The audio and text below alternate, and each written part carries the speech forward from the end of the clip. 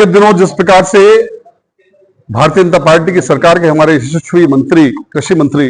माननीय किरोड़ीलाल जी मीणा ने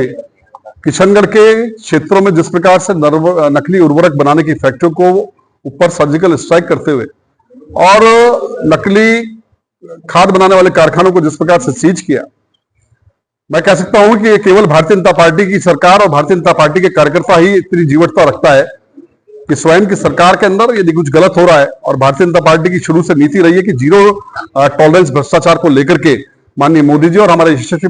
मुख्यमंत्री माननीय भजनलाल जी की भी नीति रही है, उस पर कार्रवाई करते हुए और जिस प्रकार से इन सबको जनता के समक्ष रखा। और मैं कहना चाहूंगा कि जो कांग्रेस के प्रदेश अध्यक्ष गोविंद सिंह डोटासरा और उन्होंने जिस प्रकार के आरोप, और जो कांग्रेस के विधायक किशनगढ़ के हैं विकास चौधरी जी, जिस प्रकार के आरोप उन्होंने हमारे केंद्रीय कृषि राज्य मंत्री माननीय भागीरथ जी चौधरी पर लगाए, वो बिल्कुल तथ्यहीन, निराधार है।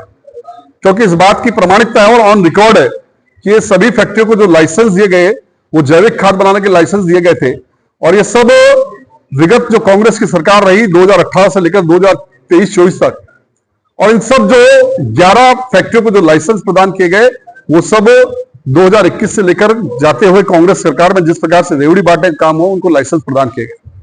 तो स्पष्ट रूप से इस बात का प्रमाणित हो जाता है कि ये सब कांग्रेस की सरकार में जो मुख्यमंत्री माननीय मुख्यमंत्री जी की सरपरस्ती में पूरा भ्रष्टाचार का बड़ा खेल हुआ।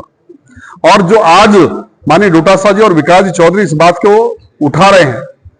तो मैं पूछना चाहूंगा माननीय विकास चौधरी जी से, माननीय विधायक महोदय से, कि वो स्वयं विपक्ष की भूमिका में रहे हैं वर्तमान के अंदर, और इन 2 सालों के अंदर जिस प्रकार से उन्होंने छोटी छोटी बिजली, पानी, सड़क को लेकर के विधानसभा में मुद्दे उठाए, और उनके स्वयं के जहां के वो वोटर, जिस गांव के वोटर है, उनके पास के बगल क्षेत्र में तिलोनिया के अंदर जिस प्रकार से एक फैक्ट्री को सीज किया गया, तो क्या कभी उनका ध्यान उस तरफ नहीं गया, या उनको इसका अंदेशा भी नहीं था, या कहीं ना कहीं उनकी कोई मिली भगत या सांठगांठ थी जिसके कारण वो चुप रहे? तो निश्चित रूप से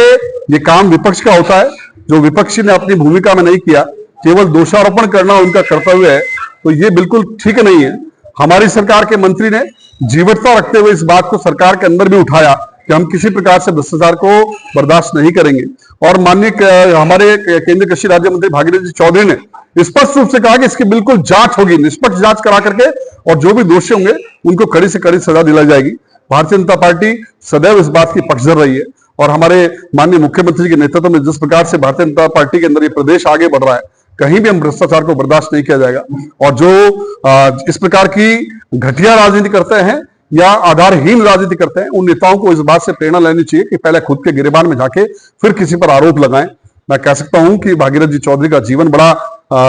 शुचितापूर्ण रहा है, बहुत सरल और संत प्रवृत्ति के वो व्यक्ति हैं। कभी भी उन पर आज तक किसी प्रकार की किसी भी शुचिता के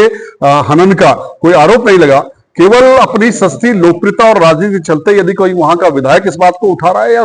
माननीय प्रदेश अध्यक्ष स्वयं देखे जिनके ऊपर कितने आरोप थे, या जब आरएस के अंदर जिस प्रकार से भर्ती हुए उनके परिवारजनों की जिस प्रकार से उसमें अंक दिए गए, वो उसका जवाब कभी क्यों नहीं देते? जिस प्रकार से वो एक मर्यादाहीन आचरण विधानसभा में करते हैं, संविधान के धज्जियां उड़ाते हैं, संवैधानिक पद के खिलाफ जो बोलते हैं, कभी उसके ऊपर बोल कर दिखाएं, तो निश्चित रूप से उनको अपने गिरेबान में झांकना चाहिए। भारतीय जनता पार्टी सदैव निष्पक्ष रूप से इसके काम करती है, और इस पूरे मुद्दे की जांच भी कराई जाएगी और दोषियों को सख्त से सख्त सजा भी दी जाएगी।